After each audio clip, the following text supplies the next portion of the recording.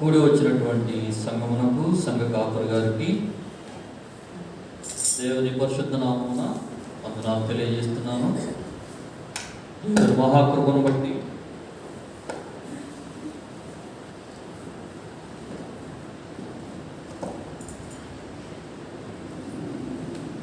శిలువ ధ్యానములు ధ్యానించుకోవడానికి దేవుడు చూపుతున్నటువంటి కృపను బట్టి మనము దేవునికి కృతజ్ఞతలు తెలియజేయవలసిన వారు ఉన్నాము.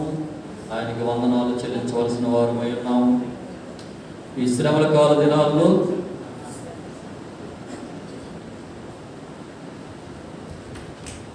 మన యొక్క హృదయాలను, మన జీవితాలను సరిచేసుకునేలాగున మనలో ఉన్నటువంటి చెడుగును తొలగించుకోవడానికి దేవుడు ఈ 40 దినముల ఉపవాస దినాలుగా మనము శిలువ శ్రమలను ధ్యానిస్తూ ఒక్కొక్క చెడుగును గురించి మనము ధ్యానం చేస్తూ దానిని మనము తొలగించుకోవాలని వాక్యానుసారంగా సరి చేసుకోవడానికి దేవుడిచ్చినటువంటి ఇటు బాధ్యతను బట్టి దేవునికి వందనాలు. హల్లెలూయా. ఈ దినము మనలో ఉన్నటువంటి మరొక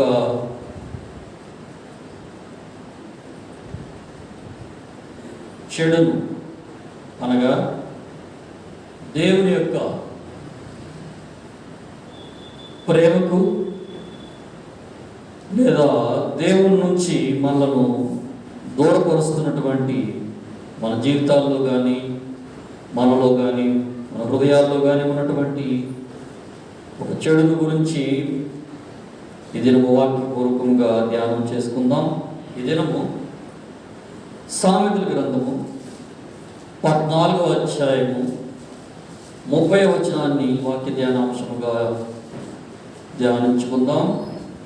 సామెతల గ్రంథము 14వ అధ్యాయము 30వ వచనం.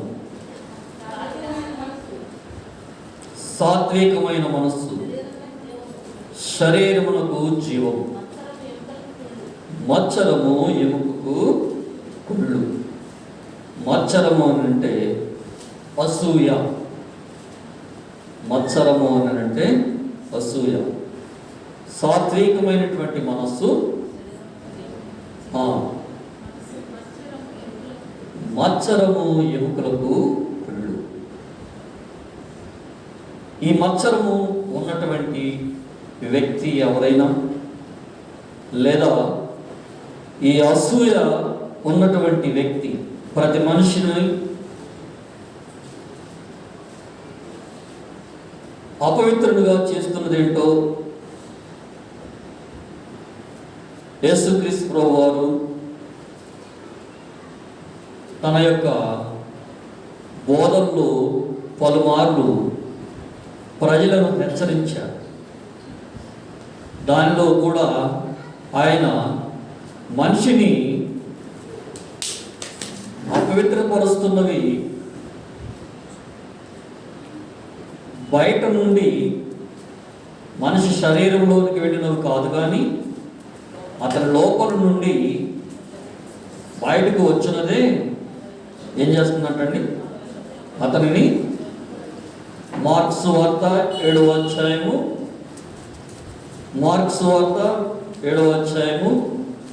20-22 వచనాల్లో మనుషుని లోపల నుండి బయలు వెళ్ళినది మనుషుని అపవిత్రపరచును.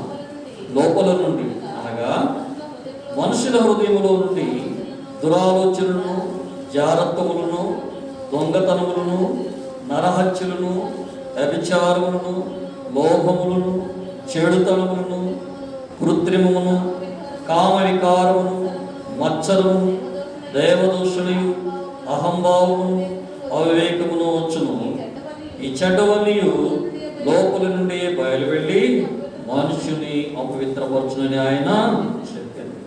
ఈ మచ్చరము అన్న దగ్గర 3 అనే అంకె ఉంది. దానికి అర్థం ఏమని ఉందండి? చెడ్డ కంటు, అనగా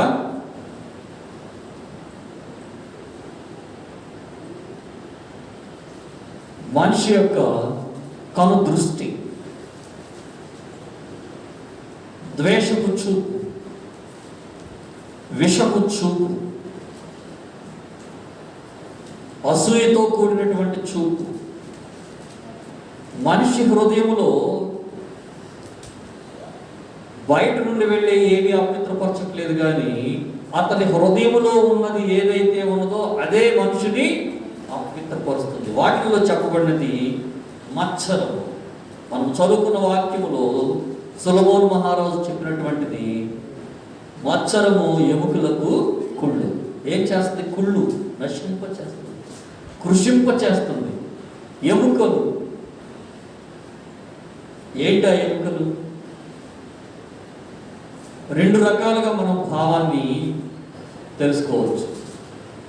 ఒక మనిషి అసూయ చేత దహించబడుతున్నప్పుడు, అసూయ చేత మనిషి హృదయం నిండిపోయినప్పుడు శారీరకంగా కూడా వైద్యులు చెప్పేది ఏంటంటే అనేకమైనటువంటి రోగాలకి కారణమవుతుందట అసూయ అనేది. దానితో పాటు అనగా మనిషి హృదయంలో ఎప్పుడైతే అసూయ ఉంటుందో అది మనసుపై ప్రభావం చూపుతుంది. ఆ మనసులో ఉన్నటువంటిది దేహాన్ని కూడా పాడు చేస్తుంది. అక్కడ సొలొమోను చెప్పింది మచ్చరము ఎముకలకు కుళ్ళు అని అంటే 2 రకాలుగాను అర్థం. ఇక్కడ యేసు ప్రభువు చెప్తున్నటువంటి మాట ఏంటంటే ఏదైతే హృదయంలో ఉందో అది మనిషిని అపవిత్రపరచి దేవుడి నుంచి ఏం చేస్తుంది? అది దూరపరుస్తుంది. మచ్చరంతో కూడుకున్నటువంటి వ్యక్తి దేవుణ్ణి చూడలేదు. ఎందుకనగా అతని కళ్ళు ఎలాంటివి? చెడ్డ కళ్ళు అంటారు కదా. లోకంలో చాలామంది అంటారు ఏ దృష్టి అయినా పడవచ్చు కానీ నా దృష్టట. చాలామంది కొన్ని చోట్ల లారీల వెనక కానీ వాహనాల వెనక కానీ ఉంటాయి. ఏమని? నన్ను చూచి ఏడవటం అంటే ఓ బోరును ప్రలాపించి ఏడిపేసాడని కాదు. ఏంటా ఏడుపు? వారు బాగున్నారు, వారు ఆధ్యాత్మికంగా బాగున్నారు, లేదా మానసికంగా బాగున్నారు. ఈ భౌతిక పరంగా దేవుడు బహుగా వారిని ఆశీర్వదించి ఉన్నాడు, లేదా వారి కుటుంబము భక్తితో జీవిస్తుంది. అది భక్తి గల కుటుంబము. లేదా ఆ యువకులు భక్తిగా జీవిస్తున్నారు, లేదా ఆ కుటుంబం యొక్క ఆ సంతానం అంతా కూడా దేవుడి చేత దీవించబడినది, ఆశీర్వదించబడింది అనుకోండి. వారిని చూచి లోకంలో మనుషులు ఏం పడతారండి?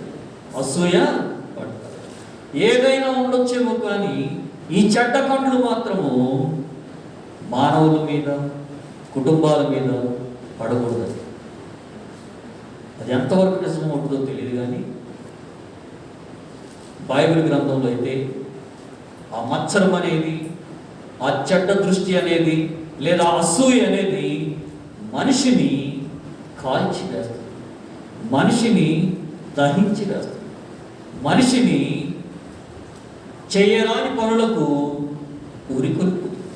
పురికొల్పు ప్రేరేపిస్తుంది. ఎందుకంటే ఆ మత్సరం చేత మనుషులు చచ్చిపోతారు అని కూడా అంటున్నాడు. యోబు గ్రంథము 5వ అధ్యాయము 2వ వచనం. భక్తుడైనటువంటి యోబు అంటున్నటువంటి మాట యోబు గ్రంథము 5వ అధ్యాయము 2వ వచనం.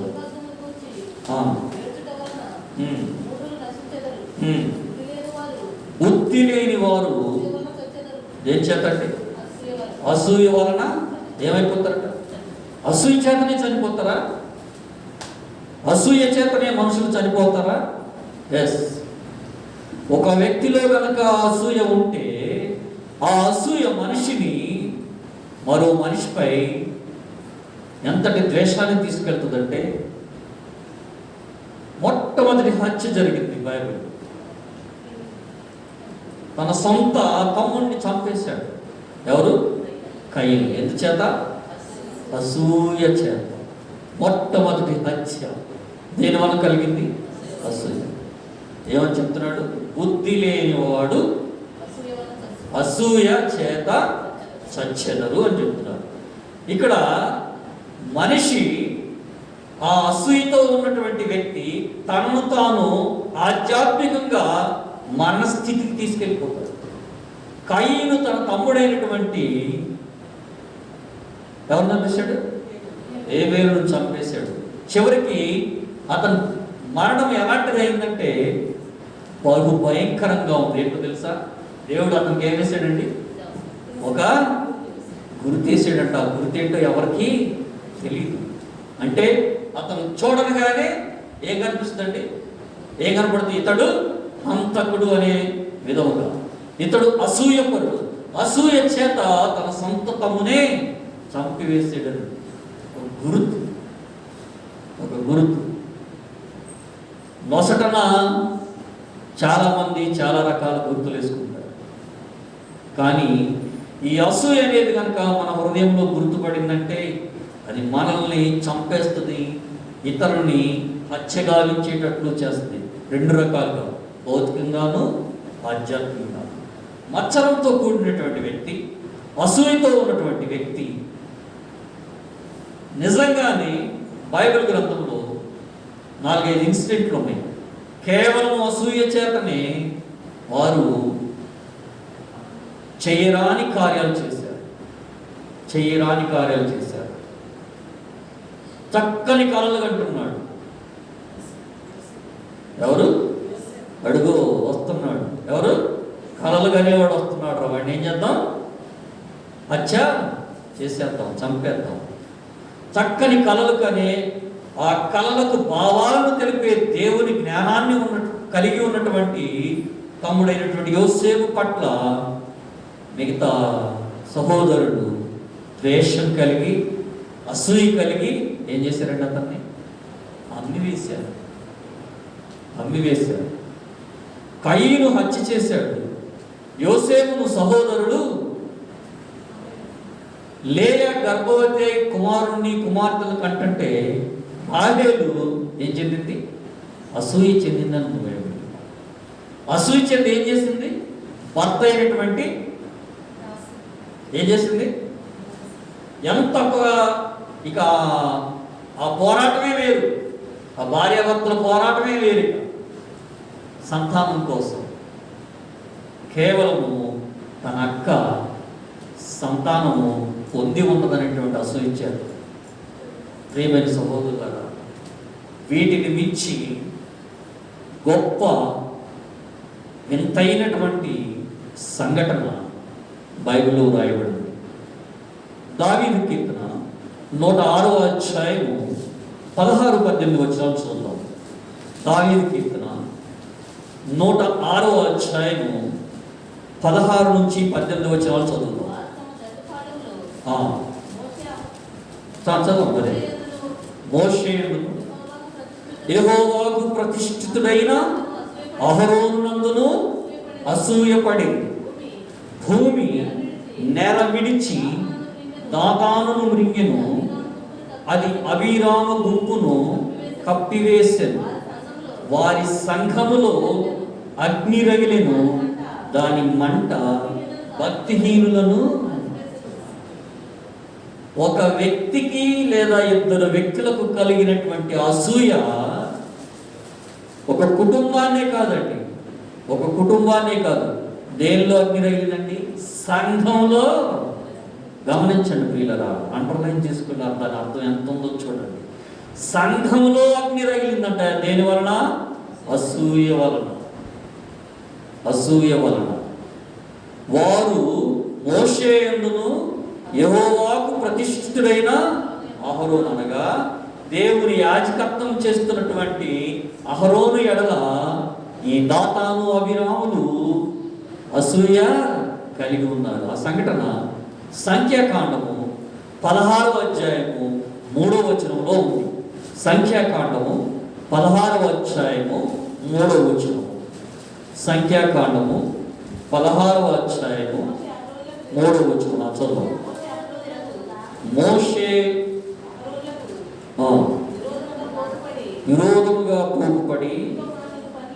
దానికంటే ముందు మొదటి నుంచి చూడమ్మా. లేవీకి మునిమనువుడును కహాతుకు మనవడును ఇస్హారు కుమారుడునకు కోరహు, రూబేనీయులలో ఏలియాబు కుమారుడైన దాతాను అబీరాములను పెలెతు కుమారుడైన ఓనును యోచించుకొని ఇశ్రాయేలులో పేరు పొందిన సభికులను సమాజ ప్రధానులైన 250 మందితో మోషేకు ఎదురుగా లేచి మోషే అహరోనులకు విరోధముగా పోగుపడి, మీతో మాకిక పని లేదు, ఈ సర్వ సమాజములోని ప్రతివాడును పరిశుద్ధుడే, యెహోవా వారి మధ్యనున్నాడు, యెహోవా సంఘము మీద మిమ్మును మీరేలా హెచ్చించుకొనుచున్నారు. చూడండి, మోషే అహరోనులను దైవజనుడుగా దేవుడు ఏర్పాటు చేసుకుని ఇశ్రాయేలు ప్రజలకు నాయకత్వం వహించి వారిని ఐగుప్తు నుంచి కనానుకు తీసుకెళ్లే రీతిలో వారిని ఏర్పాటు చేస్తే ఎవరూ కాదండి, ఇశ్రాయేలులో పేరు పొందిన సంతతి వారే. లేవీకి మునిమనుడు, లేవి అంటే యాజకత్వం చేసేవాడు. ఆ లేవి మునిమనుడు కహాతు మనవుడు ఇస్సాహారు కుమారుడైన కోరహు, ఏలియాబు కుమారుడైనటువంటి దాతాను అబీరాములు, ఓను అనేటువంటి ఈ 4 కూడా సంఘంలో చిచ్చు రేపారు. సంఘంలో వారిలో కలిగిన అసూయను సంఘంలో రగిలించారండి. ఒక మనిషిలో ఉన్నటువంటి అసూయ అంతటితో ఆగిపోట్ల. అందుకనే సొలొమోను అన్నది ఏమన్నాడు, ఎముకలకు మత్సరము, ఎముకలకు కొళ్ళు. ఒక్క ఎముకతో ఆగిపోలా, మొత్తం ఆ కుటుంబాలకు ఉన్న వాళ్ళందరినీ కూడా కుళ్ళును కలిగేసింది. వీరు 4 కలిసి ఏమీ చేయలేదండి. మోషే అహరోనుల పెత్తనం ఏంటి, దేవుడు వారిని అంతగా దీవించడం ఏంటి, వారికి యాజకత్వం ఇవ్వటం ఏంటి, వారిని నడిపించడం ఏంటి, మేము నడిపించలేమా? వారేనా నాయకులు, వారేనా యాజకులు, వారైనా వాక్యం చెప్పగలిగింది, వారైనా ప్రార్థన చేయగలిగింది, వారైనా పాటలు పాడేది? ఏ మూలన ఈ అసూయ దాగి ఉందో ఇశ్రాయేలీయుల్లో మోషే అహరోనుల మీద అసూయ చెందినటువంటి 4 కూడా ఎంతమందిని లేపారు? సభికులను సమాజ ప్రధానులైన 250 మందిని. ఎవరాళ్ళు? తక్కువడు కాదు. ఆ ఇశ్రాయేలు సమాజానికి ప్రధానులు, ముఖ్యులైనటువంటి వారిని లేపారండి. ఆ 250 మందిని లేపి వారితో కూడా కలిసి పోగుపడి, మీతో మాకిక పని లేదు, ఈ సంఘంలో ఉన్న ప్రతి ఒక్కడు పరిశుద్ధుడే. నువ్వేంటయ్యా ఒక్కడికైనా వాక్యం చెప్పేది నేను చెప్పలేమా? నువ్వేనా ప్రార్థన చేసేది మేము చేయలేమా? నువ్వేనా పాటలు పాడేది మేము పాడలేమా? నువ్వేనా యాజకత్వం చేసేది మేము చేయలేమా? కూర్చో, నీకు అనారోగ్యం కలిగింది, నువ్వు పక్క తప్పు, నువ్వు చేయలేవు, కూర్చో, పక్క వెళ్ళిపో, నేను చేస్తా, మేము చేసుకోగలం. నువ్వు ఉంటే నేను నడిపించగలవు ఆ సంఘాన్ని, నువ్వు లేకపోతే నడిపించలేము ఆ సంఘాన్ని. ఎందులో రేగిందండి? సంఘములో అసూయను రగిల్చాడు. మేమందరం పరిశుద్ధులమేనయ్యా, మోషే ఒక్కడే పరిశుద్ధుడా, అహరోను ఒక్కడే పరిశుద్ధుడా, ఇశ్రాయేలు అందరూ పరిశుద్ధులే, నువ్వు నడిపించేది ఏంటి మమ్మల్ని అనే అసూయ వారిలో కలగడంతో పాటు ఇశ్రాయేలు అందరిలో కూడా పేరు పొందిన వారందరిలోనూ రెచ్చగొట్టారు, తిరుగుబాటు చేయించారు. దేనికి వలన? అసూయ చేత. మోషే ఎవరు? దేవుడు డైరెక్ట్గా మోషేను పిలిచి, నేను నిన్ను నియమించుకున్నానయ్యా, నువ్వు నా బిడ్డను నడిపించు, నేను నత్తోడినయ్యా, నా వల్ల కాదు బాబు, నేను నత్తోడిని, నా వల్ల కాదు, నేను పిరికోడిని, నా వల్ల కాదు అని వెనక్కి తగ్గినటువంటి మోషేను దేవుడు ధైర్యపరిచి, నువ్వు కాదు మాట్లాడేది, ఎవరు మాట్లాడతారు? నేను మాట్లాడతా, జాగ్రత్త. మనం ఎవరి గురించి అసూయ చెందుతున్నామో పరిశీలన చేసుకుంటాం. ఏ విషయంలో మన హృదయంలో అసూయ ఉందో పరిశీలన చేసుకుంటాం. దేవుని బిడ్డలైనటువంటి, దేవుని యాజకులైనటువంటి మోషే అహరోనులకు వ్యతిరేక్తముగా సంఘంలో తిరుగుబాటును అలజడిని రేపినటువంటి ఈ కోరహు, దాతాను, అబీరాములను మోషే అహరోనులు ఒకటే ఒక ఛాలెంజ్ చేశారు. ఏమన్నారు తెలుసా? రేపే తెలిచేద్దాం, ఎంతో కాలం అవుతుంది, రేపే తెలిచేసేద్దాం. మీరు ధూపార్తులు తీసుకురండి, మేము ధూపార్తులు తీసుకొస్తాం. అంటే ధూపద్రవ్య నైవేద్యాన్ని తీసుకొస్తాం సన్నిధిలో. మీరు ఎంతమంది ఉన్నారు? 250 మంది తిరుగుబాటు చేయించారు కదా, పెద్దలుగా ఉన్నారు కదా, జనసమూహం అందరినీ ఏర్పాటు చేసుకుందాం, పిలిపించండి, సంఘాన్ని అందరినీ పిలిపించండి. మీ 250 మంది కూడా మీ ధూపార్తులను తీసుకురండి, మేము ధూపార్తులను తీసుకుని వస్తాం. అయితే ఒకటే ఒక్క మాట, ఈ ధూపార్తులన్నింటినీ చూసినటువంటి దేవుడు కోపంతో మండిపడ్డాడు. వెంటనే మోషే అహరోనుతో ఆయన ఏమన్నాడు తెలుసా? చూడండి, 20వ వచనం, సంఖ్యాకాండము 16వ అధ్యాయము 20వ వచనం. అప్పుడు యెహోవా,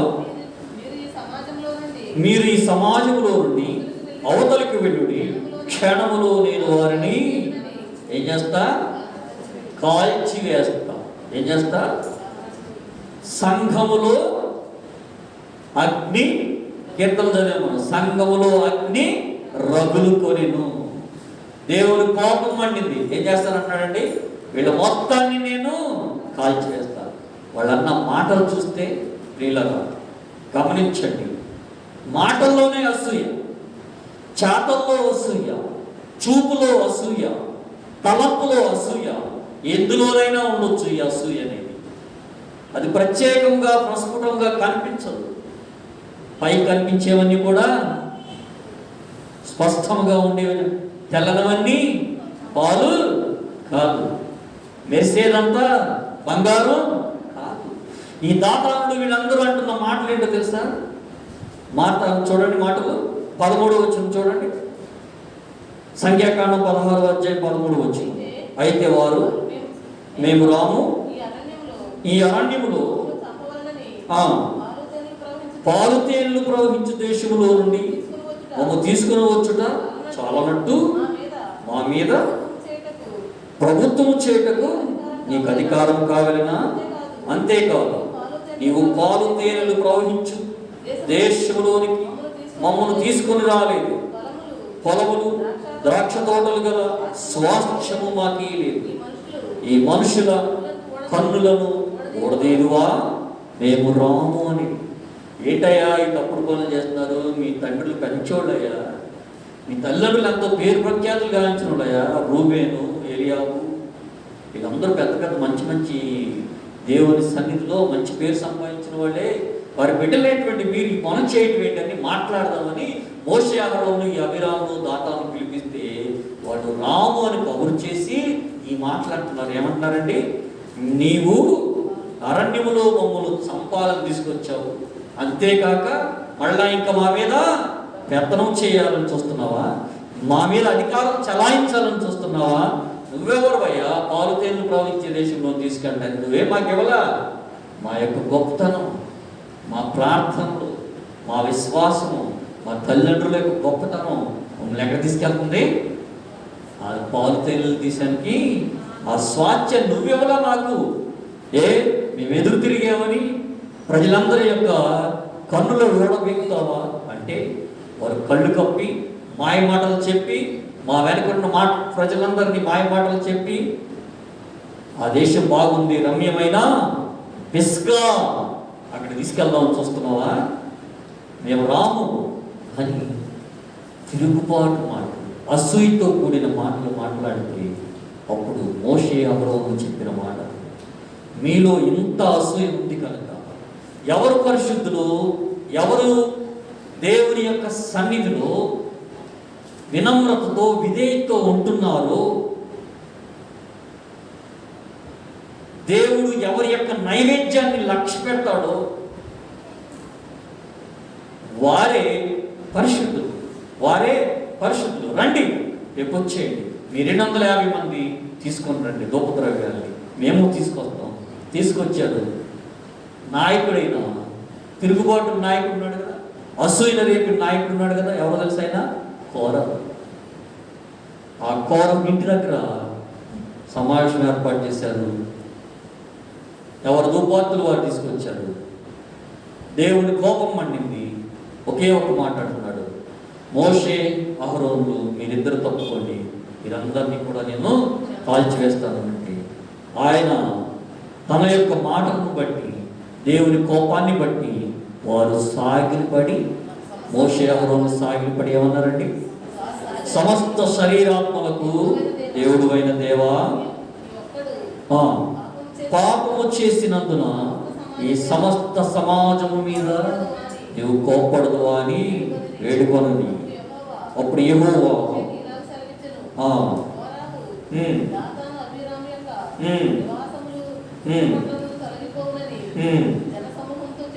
చెప్పము లేచి దాతాను అబీరాముల యొద్దకు వెళ్ళగా పెద్దలు అతని వెంట వెళ్ళిరి. అతడు ఈ దుష్టుల గుడారముల యొద్ద నుండి తొలగిపోడి, మీరు వారి పాపములన్నిటిలో పాలివారై నశించిపోక ముట్టుకుడని ఆ సమాజముతో చెప్పారు. ఇశ్రాయేలు ప్రజలారా, ఈ యొక్క తిరుగుబాటుకు కారకులైనటువంటి ఈ దాతాను అబీరాము కోరాహులతో మీరు పాలిబంతులు వద్దు, మీరు వారితో పాటు చనిపోవద్దు, వారు చేసిన పాపంలో మీరు కూడా భాగస్వాములు కాకుండా మీరు తప్పుకోండి, మీరు వెళ్ళిపోండి, మీరు పక్కకు వెళ్ళిపోండి, వారి పనేంటో నేను చూసుకుంటా.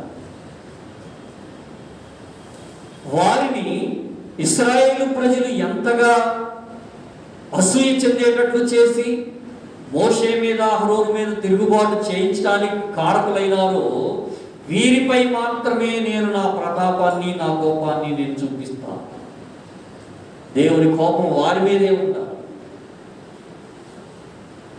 ఒకరి అసూయ మరొకరికి హానికరముగా దేవుడు ఎప్పుడు కూడా ఆ హాని కలిగేటట్టు చేయనివ్వడు. ఎవరు అసూయకు వారే ఏమైపోతారంటే, అందుకే మత్సరము ఎముకలకు కుళ్ళు, వారి ఎముకలు వాళ్ళే అది కాల్చివేస్తుంది, దహించి వేస్తుంది, కృషింప చేసేస్తుంది, నశింప చేసేస్తుంది. ఆ మాట ఇక్కడ ఏ రీతిగా నెరవేరుతుందంటే, మోషే ఒకే ఒక్క మాట చెప్పారండి. మీరందరూ చూస్తున్నారు కదా, ఒకటే ఒకటి, ప్రజలందరూ పుట్టినవారు చావక తప్ప. అయితే ఒకటే ఒక మాట చూడండి, వారు ధూపార్తులు తెచ్చారు, మేము ధూపార్తులు తీసుకొచ్చాము. ఈ ధూప ద్రవ్య నవేదములు పెడుతూ ఉన్నప్పుడు ఒక వింత సంఘటన జరగాలి. ఒక వింత సంఘటన జరగాలి. ఏంటంటే ఏంటి ఆ వింత సంఘటన అంటే 29వ వచనం చూడండి. 29వ వచనం, మనుషులందరికీ వచ్చు మరణము వంటి మరణము వీరు పొందిన ఎడలను, సమస్త మనుషులకు కలుగునదే వీరికి కలిగిన ఎడలను యెహోవా నన్ను పంపలేదు. అయితే యెహోవా గొప్ప వింత పుట్టించుట వలన వారు ప్రాణములతో పాతాళములో కూలినట్లు భూమి తన నోరు తెరచి వారిని వారికి కలిగిన సమస్తమును మింగివేసిన ఎడల వారు యెహోవాను అలక్ష్యము చేసిరని నీకు తెలియనని అతడు ఆ మాటలన్నీ చెప్పి చాలించగానే వారి క్రింద నేల నెరవిడిచెను. భూమి తన నోరు తెరచి వారిని, వారి కుటుంబములను, కోరహు సంబంధులందరినీ, వారి సమస్త సంపాద్యమును మింగివేసెను. మోషేనేమన్నారు?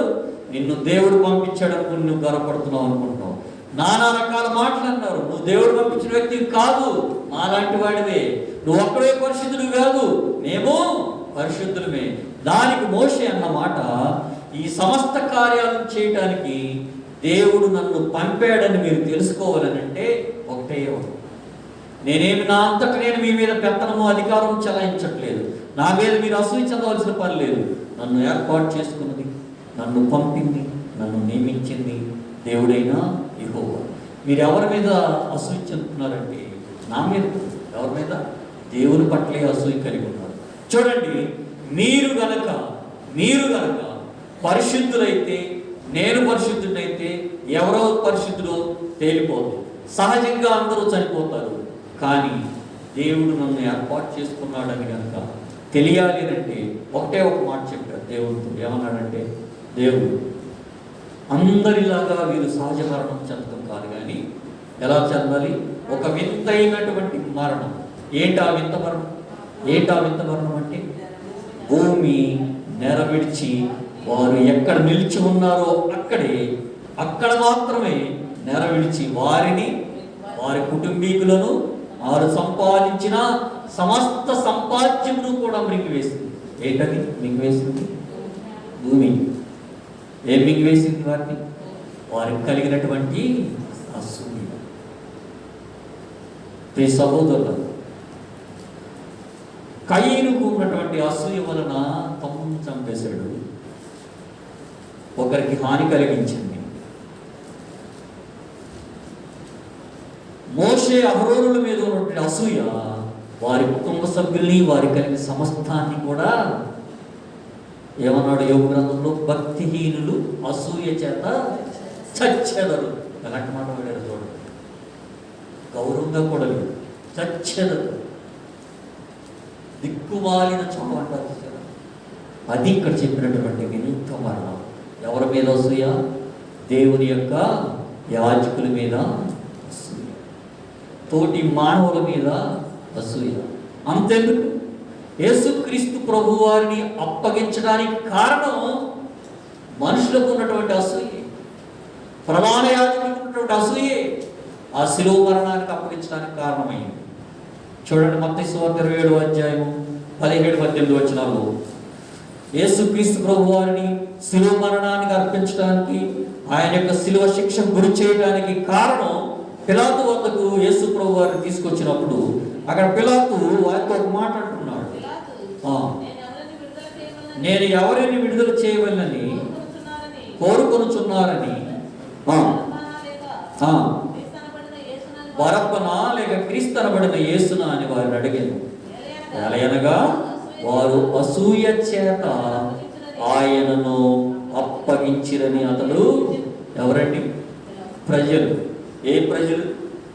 దేవుని నుంచి అద్భుత కార్యాలను వారి జీవితాల్లో, వారి కుటుంబాల్లో చూసినటువంటి వ్యక్తులు, వారి జీవితాల్లో ఆశ్చర్య కార్యాలను, స్వస్థత కార్యాలను అనుభవించినటువంటి వ్యక్తులు.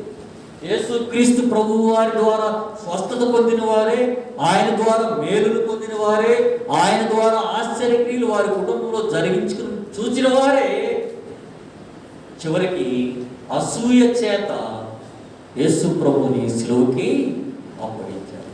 వారికి తెలుసు పిలాతుకి. ఆయన ఒక మాట అడిగాడు. ఏమన్నాడు? బరబ్బను విడుదల చేయనా, యేసు ప్రభుని విడుదల చేయనా? ఎవరి కేకలు గెలిచినాయి? ప్రజల యొక్క అసూయ కేకలే గెలిచినాయి. కేవలం అసూయ చేత ప్రజలు యేసుక్రీస్తు ప్రభుని అప్పగించారు. మరో మాట ఉంది, యాజకుడైనటువంటి ప్రధాన యాజకుడైన యేసుక్రీస్తు ప్రభు వారిని యాజకుడు కేవలం అసూయ చేతనే అప్పగించారు. మార్క్స్ వార్త 15వ అధ్యాయము 9-10 వచనాలు చూద్దాం. మార్క్స్ వార్త 15వ అధ్యాయము 9వ వచనము 10వ వచనము. మార్క్స్ వార్త 15వ అధ్యాయము 9-10 వచనాలు. అసూయ చేత యేసును అప్పగించిరని పిలాతు. ఎవరండి? ఇందాక అక్కడేమో ప్రజలు. ఏ ప్రజలు? స్వజనులు, ఇశ్రాయేలు, యూదులే, యేసుక్రీస్తు ప్రభు వారి యొక్క జాతి జనులే, ఆయన చేత రక్షింపబడిన వారే, ఆయన చేత స్వస్థత పొందిన వారే, ఆయన చేత బ్రతికింపబడిన కుటుంబాల వారే. ఎన్నిసార్లు ఎంతమందికి ఆయన భోజనం పెట్టించారు? ఎంతమంది ఎంత పసందైన విందులు తిన్నారు, భోజనం చేశారు, ఆరగించారు. వారు కూడా ఆ జనంలో కలిసిపోయి యేసును ఏమన్నారు? సిలువ వేయడని కేకలు వేశారు. ఈ ప్రధాన యాజకులు కూడా కేవలము అసూయ చేత ప్రభువైన యేసుక్రీస్తు వారిని సిలువకు అప్పగించారు. ప్రియ విశ్వాసులారా, ఈ దినాన ఇంకా మనం విశ్వాసులుగా ఉండి కూడా ఏ మూలన కాసింత కూసంత అసూయ ఉన్నా కానీ అది మనకి ఎముకలకు కొళ్ళే. ఒకవేళ ఇతరులకు హాని కలిగించవచ్చేమో ఆ అసూయ, లేదా మనకు మనమల్లనే అది ఆ అసూయ హాని కలిగింప చేయవచ్చేమో. గమనించండి, గలాతీయులకు రాసినటువంటి పత్రిక 5వ అధ్యాయము 26వ వచనంలో బైబిల్ ఈ విధంగా విశ్వాసిని హెచ్చరిస్తాం. చదువు.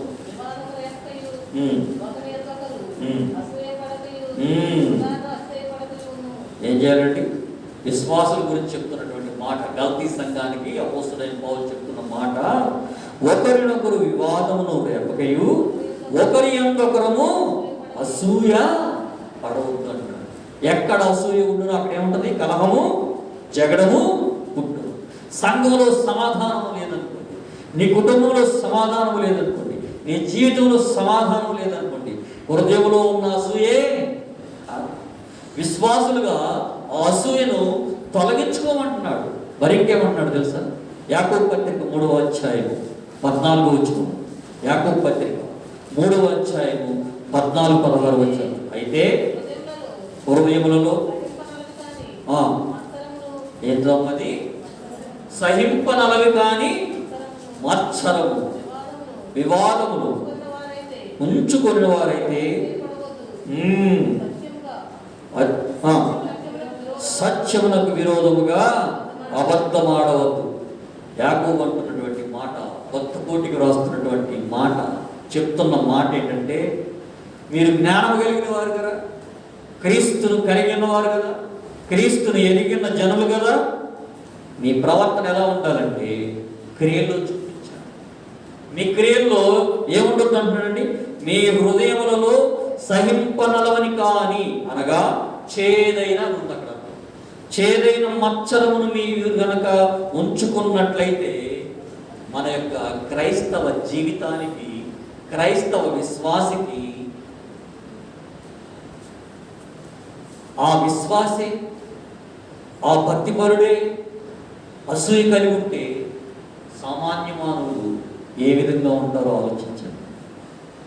మనలో ఆ అసూయ ఉండబట్టే మన హృదయాలను అపవిత్ర పరుస్తుంది. ఆ అసూయే మానవుని ఎక్కడికి తీసుకెళ్తుందంటే, చోరులైనను, జారులైనను, అసూయ పొరులైనను ఎక్కడికి వెళ్ళరండి? మరి వెళ్తామా వద్దా? మనం పరలోకానికి వెళ్ళాలి అంటే, ప్రభు చూపినటువంటి మార్గంలో నడవాలి అని అంటే మనలో ఏమనకూడదు? అసూయ ఉండకూడదు. ఏ కొంత అసూయ ఉన్నా కానీ అసూయ చిన్నదైనా, కాస్తంత ఉన్నా, ఎంత ఉన్నా కానీ ఆ అసూయ మనిషిని సర్వనాశనానికి తీసుకెళ్ళిపోతుంది. ఎంత దాకా తీసుకెళ్ళిపోతుందండి? ఆ పరలోకానికి తీసుకెళ్ళేటువంటి ఆ టికెట్ని మనం కోల్పోతాం. ఒక్కొక్క లక్షణాన్ని బట్టి వెళ్తాం, కానీ డైరెక్ట్గా నమ్మి బాప్తీసం పొందినంత మాత్రాన మనమేమి పరలోకాలకి వెళ్ళలేమండి. అది గమనించుకోండి. దేవుడు పుస్తకాన్ని తెరుస్తారు, దానిలో టిక్కులు కొట్టుకుంటూ ఉంటారు, నీలో నాలో ఏమున్నాయి, ఏం లేవు, అన్నీ ఉన్నాయి. ధర్మశాస్త్రం అంతా పాటించాడు, నీలో ఒకటి కొద్దుగా ఉందయ్యా, అన్నీ చేస్తాను దేవా అన్నాడు. ఆస్తి నమ్మి పేదలకు ఇచ్చిరా అన్నాడు. మనోడేమన్నాడు? మనసు మోహం చిన్నబుచ్చుకొని వెనక్కి వచ్చాడు. ఏ ఆశ? తన ఆశ. ఏమైంది? అతడు నిత్య జీవమును పోగొట్టుకున్నాడు. మనలో అన్ని మంచి లక్షణాలు ఉన్నా ఒకవేళ దేని విషయంలో అది మనమే పరీక్షించుకుంటాం. ఒకరిని వేలెత్తి చూపాల్సిన పని లేదండి. నాలో ఉంది, నీలో ఉంది, మనలో ఉంది. ఆ అసూయను తొలగించుకుంటాం. దేవుడిచ్చి పరలోక రాజ్యానికి వెళదాం. ఈ శ్రవణ కాల దినాల్లో యేసయ్య తన మరణము సిలువను బలియాగముగా చేయటానికి కారణం మనలాంటి విశ్వాసులు, స్వస్థత పొందిన వారు, అద్భుతాలు చూసిన వారు, వారి యొక్క అసూయ, ప్రధాన యాజకుల యొక్క అసూయ. ఇంకా ఒకవేళ యేసు ప్రభు వారు మరణించారు, సమాధి చేయబడ్డారు, పునరుద్ధానులయ్యారు, ఆరోహణుడయ్యారు, తిరిగి రాబోతున్నారు, ఇంకా మనము ఈ అసూయ అనే దాని ద్వారా ఆయన ఏం చేస్తున్నాం?